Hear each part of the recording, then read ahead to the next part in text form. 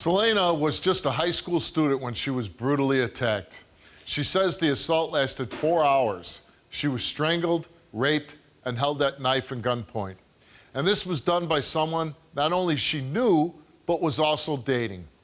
But Seleina's peers did not believe her story, and she was eventually bullied out of her school. She accepted the fact that others called her a liar, but couldn't believe it when her own fiancé, Terrell, started to doubt her story. Take a look. When I was in high school, I was abused and I was raped and I was strangled and I was held at knife point and I had a loaded gun in my mouth. And this was done by a guy that I used to date. When I went over to his house, he told me all these people that he was sleeping with behind my back. So I told him I don't want to be with you anymore, and he just started choking me and took my keys and my phone, and he turned the shower on and told me that nobody could hear me scream. It went on for hours and hours, and he had me on the bed and he put a gun in my mouth, and he was just saying, like, this is what you wanted, this is what you wanted. And he had me by my hair in the garbage, and he put a knife to my throat, and he was telling me that I was dirty. And then he undressed me and he brought me into the shower. And he raped me. It was so awful. He went and got a bunch of medication and poured different medications from different bottles. He had made me take them. And and he told me that he was gonna kill both of us.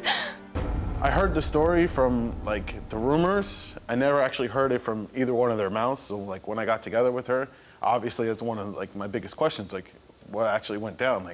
And I don't even really hearing about it. She told me about it, and I'm like, you know what? That's too much information for me. I don't want to hear about it.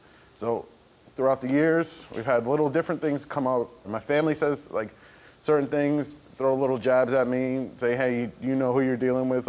This is what they're saying, you know who you're dealing with. Just be careful, you know what happened with her in high school. Meaning she's making false accusations against men she dates. Yeah, the only thing I ever heard of from her was this situation. I was friends with a lot of people. I heard stories about a lot of different people. The only story I ever heard about her was this story, and how that she was falsely accusing this guy of horrific things that, if you're falsely accusing somebody of this, that's not okay. That's not an okay thing to do. It's not okay to accuse anybody of anything, even stealing a candy bar. It's not even okay to do that unless you have solid evidence of somebody doing that. And that's where I'm I see the way that she speaks about the situation. I see the way that even when she describes the situation to certain people and tells her story, I can see the emotion. What if she fails? I can't be with her. You can't be with her. I will end everything right on the stage. You cannot lie about something that serious and think that I'm not gonna have in my head, what else did you lie about that was little? The opportunities and the respect level that I have in my house with her were very upfront, very, So you basically said, hey, you had your chance to tell me the truth. Yeah, you're very aware of your situation. You're very aware of your actions. You know what you're doing, so. All right, let's meet your fiancé and regular Steve Wilkos show goer, Seleina. Terrell, I would never ever lie about anything like this. I just want you to know that I'm telling 100% the truth, and I don't want you to have 98%. I want you to have 100% faith in me. I would never do anything and I want to thank you because you chose me. Even though people would talk about me, even though your friends and your family gave you doubt, you never made me feel like you doubted me. You trusted me ever since I met you. You know, it was right when we met. Right when we met was when I told you that happened to me, because I knew if I didn't tell you, you would think it. Why isn't this girl telling me about something that everybody has talked about? And I want to start a future with you. I want to get married with you. I want to start a family with you. And I want to end this. Don't want to give anybody any reason to talk about this. I don't want any doubt in anybody's mind.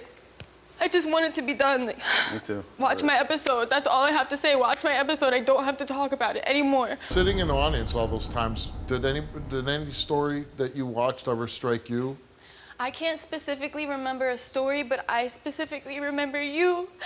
If the victim would try to minimize it, you would always stop them in their tracks and say, no, this was wrong, that shouldn't have happened, this is completely awful, and you make sure that people realize like the complete depth of the situation so that there's no confusion in their mind. There's no like, well, I've heard a story that it was way worse, so mine isn't bad. Like, it doesn't matter how bad it is, it happened, and it happened the way that you're telling it. You can't let people, over years, you know, it's been 7 years, and there's some parts of my story where I disassociated while I was there. Like, you know, like I don't remember, like I remember him raping me, but I don't remember how long it lasted or anything because my brain just, I was like, this is what I have to do to survive this situation. I want to ask you a few questions about your situation.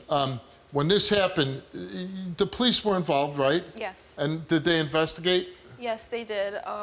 After I escaped, I went to the school and the drugs started kicking in. I texted a mutual friend and told them to meet me somewhere in the school, and as I was telling the story, he was alerting my abuser, and he had time to get a story together and go to the police station before I did, and he told them that I had went to his house, we had sex, which was why there was bruises on my neck from his hands, and then afterwards he told me, oh, just kidding, I don't want to be with you, I want to be with this girl. So I locked myself in his bathroom, I cut myself, and I stole pills and drugged myself, and that's what happened. And I go into the guidance counseling office and the principal is there, the guidance counselors are there, the police are there, and they're like, what happened today? Like, what'd you do today?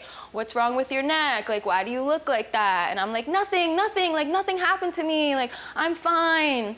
I didn't want to tell them because to me, this happened all the time. Like, I'm probably gonna be with this person tomorrow. Like, you know, it was such a toxic situation. I confused it for passion. I thought that we were passionate and we weren't. Like, it was toxic and it was abusive, emotionally, sexually, physically, everything. Seleina, you came here today and you took a lie detector test. And we asked you, on the day in question, did an ex-boyfriend make you take drugs against your will? You answered yes. On the day in question, did an ex-boyfriend strangle you against your will? You answered yes. On the day in question, did an ex-boyfriend have sexual intercourse with you against your will? You answered yes. On the day in question, is it true that an ex-boyfriend held you at knife point? You answered yes.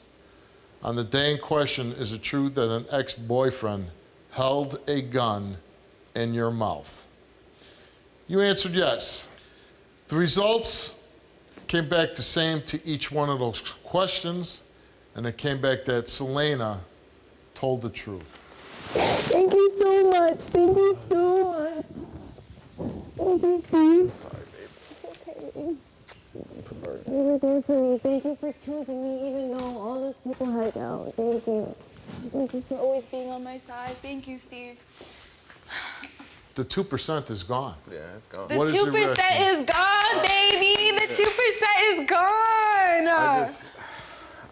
I'm so happy that, like, thank you, God. It's just going to be a completely different world, I believe. This is the best day of my life. That was the worst day of my life, and this is the best day of my life. Well, I'm glad we can give that to you. And definitely coming to your show as much as we have, it definitely puts a different level of credibility to you, because we've seen different people. We've seen how people could lie and look you in your eyes and lie to your face, and like we've seen like all different angles, and it's just like. And I've heard people say, well, what if your anxiety messes it up? Well, what if they do the results just to, you know, make the show better? I said, Steve would never do that. Like, you're not going to tell me I was there. I've seen people's, you know, pure, raw reactions on the stage. I know who's lying, and I know who's telling the truth. And let me tell you something. I think you're just a wonderful human being. Thank you so much. Both of you. But, I mean, I'm so proud of you. Thank you. Courageous, brave. Thank you. I think you're going to, women are going to be watching the show. And there's somebody out there that's scared right now, and they're going to see you, and you're going to give them the courage to report, go to police, get help, get out of that situation. That means everything to me. So, you know what? I'm sure we're going to have you back at some point to speak to somebody that needs help. Oh, you're just fantastic, and I wish you guys a long and beautiful marriage. Thank you so much. Appreciate it. God bless you, Steve.